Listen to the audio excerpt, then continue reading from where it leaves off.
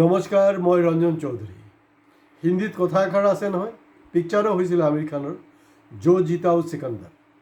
আৰু আমাৰ পাৰ্লামেণ্টাৰী ডেম'ক্ৰেচি মানে ইলেকশ্যনত এণ্ড অফ দি ডে আপুনি কিমান চিট জিকিলে, মেজৰিটি আপোনাৰ হ'লনে নাই, সেইটোৱে কথা, বেলেগ আৰু কোনো ষ্টৰি নাই। সেইটো কাৰণে জো জিতা চিকান্দাৰ, যোনে জিকিছে সিয়ে ৰজা আৰু সিয়ে ৰাজ কৰিব, চিধা কথা। আমি আমাৰ এই মুহূৰ্তলৈকে পঞ্চায়তৰ নিৰ্বাচনৰ যি ফলাফল আমাৰ হাতৰ ওচৰলৈ আহি পাইছে গোটেই অসমৰ, ক'ৰবাত অলপ হেৰি হৈছে, ডিলে হৈছে, প্ৰব্লেম হৈ আছে, কিবা কিবি সৰু সুৰা কিবা ঘটনা হৈ আছে, কিন্তু শান্তিপূৰ্ণভাৱে মোটামুটি পঞ্চায়ত হ'ল বুলি ক'ব পাৰোঁ। মানে পঞ্চায়ত ইলেকশ্যনৰ সময়ছোৱাত ইউ পি বিহাৰ হৈছিলে, কিন্তু আজি যেতিয়া পঞ্চায়ত নিৰ্বাচনৰ ফলাফল ওলাই আছে, আজি ইউ পি বিহাৰ হোৱা নাই, মোটামুটি অসমৰ নিচিনাই আছে। আৰু এজ ইউজুৱেল শাসকীয় গোষ্ঠী বিজেপি আকৌ উভতি আহিছে পঞ্চায়তত। আৰু এই পঞ্চায়ত সম্পৰ্কে যোনটো কোৱা হৈছিলে যে পঞ্চায়ত মানে আপোনাৰ এই এছেম্বলিত ছেমিফাইনেল, এইবিলাক আচলতে ভুল ধাৰণা, এনেকুৱা কোনো কথা নাই। কাৰণ parliament election, assembly election, panchayat election আৰু পৌৰসভাৰ ইলেকশ্যন চব তাৰ এটা সুকীয়া এটা অস্তিত্ব আছে। তো গতিকে গোটেই বস্তুটো ক্লাব কৰিলে নহ'ব। যোৱা সময়ছোৱাত আমি দেখিছোঁ যে চবতকৈ বেছি উৎপাত কৰি আছিলে অখিল গগৈ। আৰু অখিল গগৈৰ বাহিনী ক'ত কি দালালি কৰি আছে, ক'ত কিহত লিপ্ত হৈ আছে, এইকেইদিনত আমি দেখিও পাইছোঁ। এতিয়াতো আৰু এই উমানন্দলৈ তীৰ্থ কৰিব যাবলৈ মনে নাইকিয়া হৈ গ'ল। তো যি নহওক, যে অখিল গগৈৰ যে দল, অখিল গগৈৰ দল মানে কি, অখিল গগৈ অকলে, তেওঁই নেতা, তেওঁ স্প'ক্স পাৰ্চন, তেওঁ সভাপতি, তেওঁ জেনেৰেল ছেক্ৰেটাৰী, তেওঁই চব তেখেতে, বেলেগ আৰু কোনো নাই। যি অখিল গগৈ দাবী কৰি আছিলে যে 126টা সমষ্টিত তেওঁ কণ্টেষ্ট কৰিব, মানে তেওঁৰ দলে 126টা সমষ্টিত কণ্টেষ্ট কৰাৰ ক্ষমতা ৰাখে। এতিয়া প্ৰথম প্ৰশ্নটো হ'ল, এই ফলাফলে কি দেখুৱাইছে? তেওঁ অসমৰ 126টা পঞ্চায়ত দখল কৰিব পাৰিছেনে নাই? কাৰণ এই পৰিসংখ্যাই ক'ব, মই ক'বলৈ নাই, আপোনালোকে বিচাৰি ওলাওক। 126টা এছেম্বলি দূৰৰ কথা, 126টা পঞ্চায়ত দখলত ল'ব পৰা নাই। আৰু ৱাৰ্ড মেম্বাৰটো ক'ত কি হৈ আছে এইটো গম পায়। যোৱা সময়ছোৱাত আপোনালোকে মন কৰিব, তেওঁ এই বিভিন্ন যিবিলাক AIDF বা কংগ্ৰেছৰ এৰিয়া, বিশেষকৈ মানে মাইনৰিটি এৰিয়া আছে, তাত মই ইয়াৰ আগত ভিডিঅ'টো কৈছোঁ, তাত চাব একদম ৰাইজৰ মানে জনসমাগম হৈছে, পূৰা ভিৰ। মইতো ইয়াৰ আগতেও কৈছোঁ, গোটেই ব্যৱস্থাবিলাক আপোনাৰ বিজেপিৰ ইচাৰাতে হৈ আছে। কাৰণ এতিয়া মানুহক পইচা দি আপুনি মিটিঙলৈ ল'ব নোৱাৰে, কাৰণ অখিল গগৈতো আৰু কোনো এনেকুৱা চেলিব্ৰিটি ছুপাৰষ্টাৰ নহয় তাৰ কাৰণে যাব। এতিয়া চেলিব্ৰিটি চাবলৈ, IPL চাবলৈ হ'লেও আপোনাৰ টিকেট কাটি যাব লাগে। তো অখিল গগৈনো কি? এতিয়া দেখা গৈছে তেখেত একদম পূৰা ধূলিসাৎ হৈ গ'ল। খুদ শিৱসাগৰ, মই তিনিচুকীয়া জিলা, ডিব্ৰুগড়, বাকী নামনি অসম, য'ত নেকি তেওঁ কিমান বিপ্লৱ কৰি আছিলে এই সময়ছোৱাত, বহুতে মানে কৰি আছিলে, নাই তেওঁৰ লগত জনসমৰ্থন আছে। মই ক'লো এইবিলাক চব ধোকা। কাৰণ মানে আপোনাৰ ব্ৰহ্মপুত্ৰত ওপৰৰ ফালৰ পৰা যদি আপুনি চাব যে একেবাৰে শান্ত, তলত কিন্তু আণ্ডাৰগ্ৰাউণ্ড কাৰেণ্টটো বেলেগ। তো পলিটিক্সতো আণ্ডাৰগ্ৰাউণ্ড কাৰেণ্ট থাকে, চাইলেণ্ট ভোটাৰ থাকে। আৰু এই পঞ্চায়ত ইলেকশ্যনত চবতকৈ বেছি বিতৰ্কত সোমাই গৈছিলে আপোনাৰ ডিগবৈ সমষ্টিত সুৰেণ ফুকন ডাঙৰীয়া। তেতিয়াও মই বহুতক কৈছিলোঁ যে সুৰেণ ফুকনক কোনো হিলাব নোৱাৰিব। সুৰেণ ফুকনৰ লগত মোৰ মতবিৰোধ আছে, এইটো বেলেগ কথা।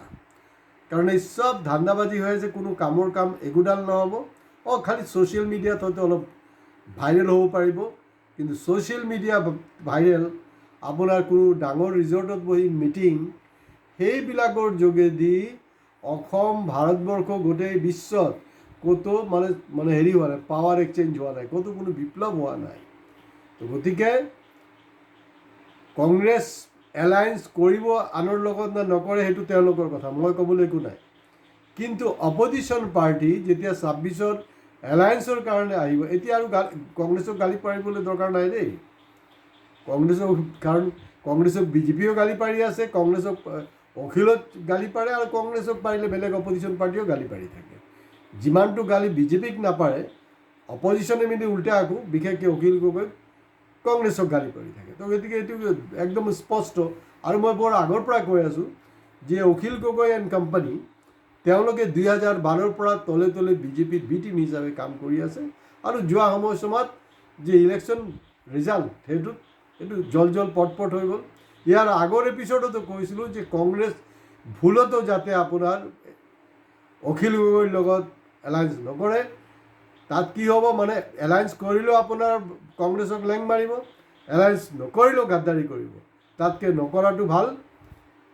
শিৱসাগৰতে তেওঁ উৰি গ'ল, য'ত ইমান তাৰ বিপ্লৱস্থলী, আৰু য'ৰ পৰা তেখেতৰ বিপ্লৱ ষ্টাৰ্ট হৈছিলে গোলাঘাটৰ সেই আন্দোলন, সেই এলেকা গোলাঘাট এলেকাতো তেওঁ নাইকিয়া হৈ গ'ল। আৰু য'ত এই নামনি অসমত যে ইমান ভিৰ দেখিছিলে নহয়, এই ভিৰত যে আপোনালোকে খবৰবিলাক লওক, কাৰণ আপোনালোকে চবে নিশ্চয় খবৰ লৈ আছে যে কোনে কিমান কি পাইছে নাই পোৱা।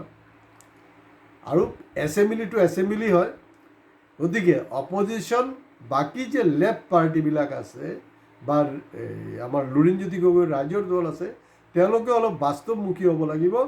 তেওঁলোকে চাব লাগিব, কাৰণ যেতিয়া এলায়েন্স পলিটিক্সটো হয়, এলায়েন্স পলিটিক্সত চিধা কেমিষ্ট্ৰিটো এনেকুৱা যে যোৱা বিধানসভা ইলেকশ্যনত আপোনাৰ পজিশ্যন কি আছিলে, আপোনাৰ মিউনিচিপালিটি ইলেকশ্যনত ৱাৰ্ড মেম্বাৰ কেইটা বা পঞ্চায়ত কেইখন দখলত আছে, পঞ্চায়ত মেম্বাৰ কেইখন জিকিলে, সেইটোৱে কেমিষ্ট্ৰি। এইটো অসম নহয়, গোটেই ইণ্ডিয়াত।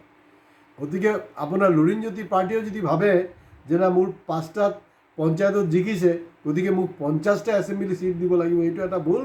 আৰু অখিল গগৈ যদি ভাবে যে মোক 126টাত কণ্টেষ্ট, এইটো নহয়। তেওঁ যে 126টাত কণ্টেষ্ট কৰাটো দূৰৰ কথা, 126টা তেখেতে পঞ্চায়ত দখল কৰিব পৰা নাই, তাতকৈ লাজৰ কথা কি আছে। গতিকে কালিৰ পৰা অখিল গগৈ ডাঙৰীয়া, আপুনি এই চব মানে বিপ্লৱী কথা বতৰাবিলাক বাদ দিয়ক।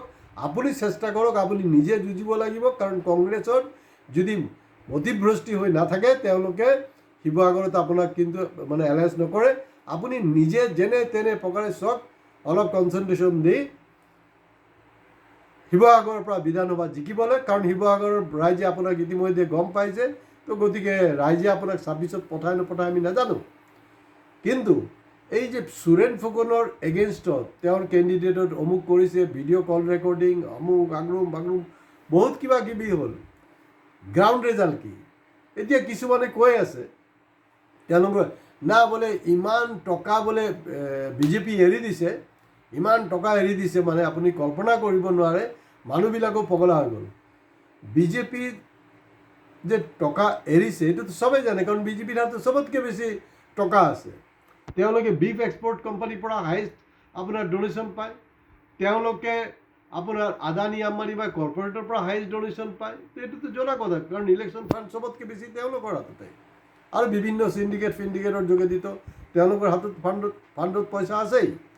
কিন্তু মই ক'ব খুজিছোঁ যে অকল যদি ফাণ্ড আৰু টকাই যদি ইলেকশ্যন জিকাব পাৰে, তেতিয়াহ'লে কিন্তু বিভিন্ন যে সেই যে বেপাৰীবিলাক আছে নহয়, তেওঁলোকে ইলেকশ্যন খেলিলে হয়। টকাৰে আপুনি ইলেকশ্যন জিকিব নোৱাৰে। অফক'ৰ্ছ আজিৰ দিনত টকা এটা ফেক্টৰ হয়, কিন্তু এইটো এটা মেইন ফেক্টৰ নহয়। আৰু এটা এক্সাম্পল দিব বিচাৰিছোঁ আপোনাৰ লগত। 2023ত কৰ্ণাটক ইলেকশ্যন আৰু তেলেংগানা ইলেকশ্যন বা শেহতীয়াকৈ আপোনাৰ ঝাৰখণ্ডৰ ইলেকশ্যনত মানে টকা মানে কেনেকৈ বিলাইছে টকা, সেইটো আৰু ক'বলৈ নাই। ইমান টকা বিলোৱাৰ পিছতো তাত বোলে ঝাৰখণ্ডত বোলে বাংলাদেশীৰ ভোটো পালে, বাংলাদেশীৰ ভোট বিচাৰি ওলালে, টকা কোটি কোটি টকা বজাৰত এৰি দিছে, তাৰপিছতো জিকা নাই। জিকিবলৈ হ'লে গ্ৰাছৰুট লেভেলত কাম কৰিব লাগিব। খালি এই প্ৰেছ কনফাৰেঞ্চ, প্ৰেছ মিট সেইবিলাকৰ যোগেদি কোনো কাম নহ'ব। ক'ৰবাত গাঁৱত গৈ 5জন মিলি মিটিং কৰি আছে, সেইটোৰ এটা কৃষক সভাৰ মিটিং, অমুকৰ মিটিং বুলি শ্ব' কৰি থাকিব, সেইবিলাকত পাব্লিক পাত্তা নিদিয়ে দেই। গ্ৰাছৰুটত গৈ আৰু দাবী কৰাৰ আগত কংগ্ৰেছৰ পৰা, মই কংগ্ৰেছৰ পক্ষত বা বিপক্ষত নহয়, যদি এলায়েন্স বিচাৰে, যদি সঁচা অৰ্থত মানে বিৰোধী দল, কাৰণ কংগ্ৰেছ এটা বাৰ্গেনিংবল পজিশ্যনত আছে, অপজিশ্যন বা বাকীকেইটা বাৰ্গেনিংবল পজিশ্যনত নাই, কাৰণ এই ৰিজাল্টে এইটো স্পষ্ট কৰি দিছে।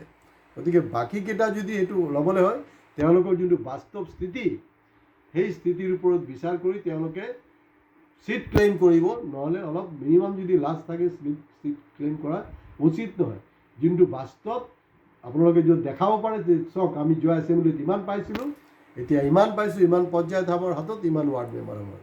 কোনো ফিগাৰ নোহোৱাকৈ আমাক কোনোবাই বামপন্থী দলে ক'ব আমাক 15টা দিব লাগিব, কোনোবাই ক'ব 10টা দিব লাগিব, তেনেকৈ নহয়। বি প্ৰেক্টিকেল আৰু এটা এলায়েন্সৰ চেষ্টা কৰক এই মুহূৰ্তৰ পৰাই। লাগিলে আপোনালোকে জুন মাহৰ প্ৰথম সপ্তাহৰ পৰাই ষ্টাৰ্ট কৰক।